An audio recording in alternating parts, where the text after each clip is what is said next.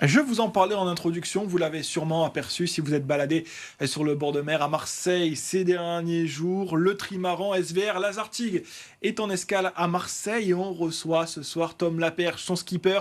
Bonsoir, merci d'être avec nous. Expliquez-nous déjà ce qu'est un trimaran de large. Vous participez à des courses loin, bien loin des côtes. Ouais, effectivement. Le trimaran S vers l'Arctique, c'est un grand trimaran de course. L'objectif, cette année, par exemple, c'est de faire la route du Rhum, donc une course en solitaire d'une grosse semaine entre Saint-Malo et Pointe-à-Pitre. C'est des trimarans qui font les bateaux les plus rapides de la planète à la voile, finalement.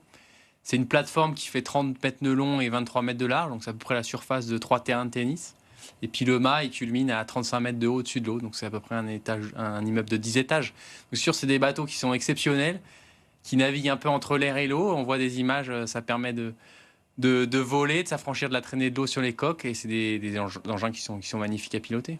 Et justement, on compare souvent ces bateaux à des Formule 1 des mers parce qu'on peut atteindre des vitesses qui sont assez élevées. C'est ça, grâce à notamment le foil. Est-ce que vous pouvez nous en parler aussi de cet outil technologique?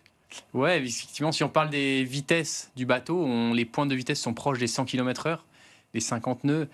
Après, nous, on essaye d'améliorer la vitesse moyenne, parce que nos courses, elles durent plusieurs jours, de jour, de nuit, parfois en solitaire. Donc la notion de stabilité et de moyenne sur le long cours, elles sont hyper importantes.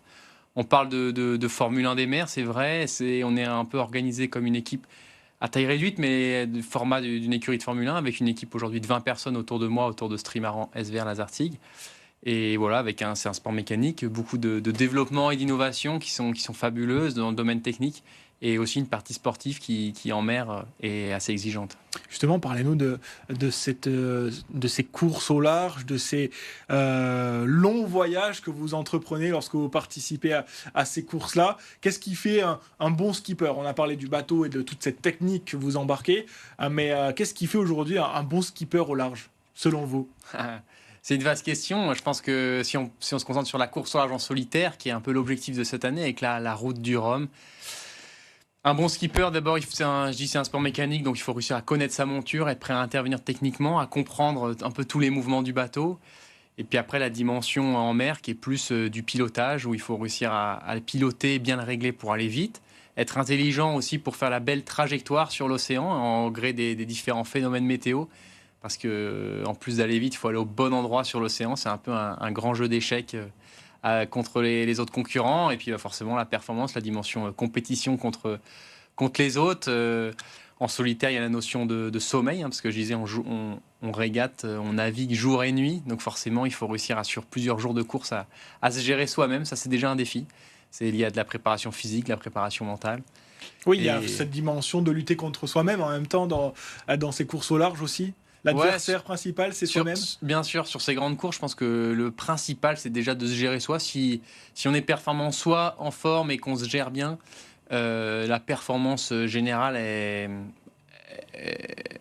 en tout cas, ça contribue beaucoup à la performance générale. Alors Tom Laperche, depuis 2020, vous franchissez les étapes, vous gravissez les échelons jusqu'à donc faire cette transat.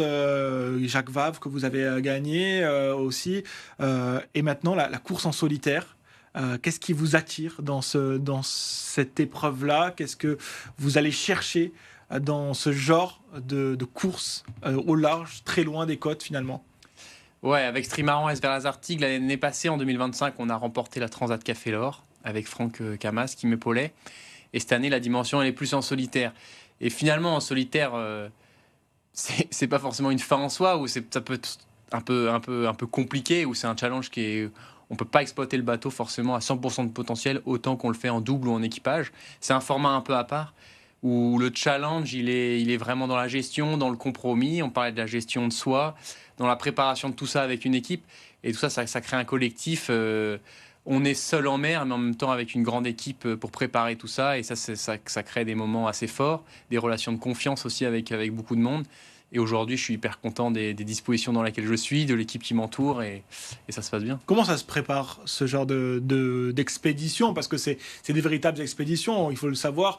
Pour ceux qui ne connaissent pas, voilà, vous emportez vraiment des vivres, de la technologie, vous partez longtemps en mer. Comment vous le préparez et combien de temps à l'avance ça se prépare, ce genre de course? Ouais, ces grandes courses, ça se prépare du coup avec toute une équipe. Ça se prépare plusieurs mois, voire années. C'est des cursus et des projets qui s'écoulent sur plusieurs années. Il faut toujours réussir à avoir une vision pour être bon dans la compétition à quasiment à plusieurs années, parce que les temps de mise en place, d'innovation, de préparation, ils sont vraiment longs. Et dans la préparation, il y a la préparation technique du bateau. Et ensuite, il y a la préparation et entraînement sportif en mer pour être capable de le mener au plus proche du maximum de son potentiel. Je le disais en introduction, vous êtes en ce moment à Marseille. Qu'est-ce que vous cherchez ici à Marseille? Qu'est-ce que vous faites dans la cité phocéenne? Ouais, c'est mémorable de rentrer. C'était la première fois que je rentrais à la voile dans ce vieux port de Marseille. C'est super beau. Très content d'avoir le trimaran S vers Lazartigue amarré au milieu du vieux port devant la Marie. Donc n'hésitez pas à venir voir.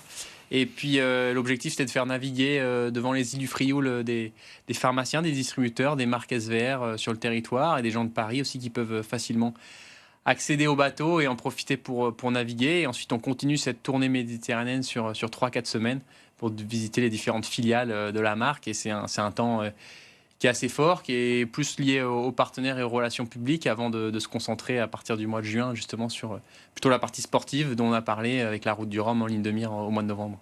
Avec un départ du côté de la Bretagne. C'est des eaux différentes aussi. Est-ce que s'entraîner un petit peu en Méditerranée, ça permet d'appréhender une autre manière de naviguer, chose qu'on n'a pas forcément dans l'océan? Ouais, la mer Méditerranée, donc, c'est une mer plutôt assez compliquée, paradoxalement, plus petite, mais plutôt plus compliquée à naviguer que l'océan Atlantique, en tout cas je le trouve. Les changements de vent, on peut le voir, sont assez brutaux. Et donc sur ces grands bateaux où les manœuvres sont longues et où l'anticipation est vraiment prépondérante, ça peut être assez exigeant en tout cas de passer de quasiment pas de vent à du vent fort. Et aujourd'hui, il y a du Mistral sur la côte et c'est vrai que c'est musclé.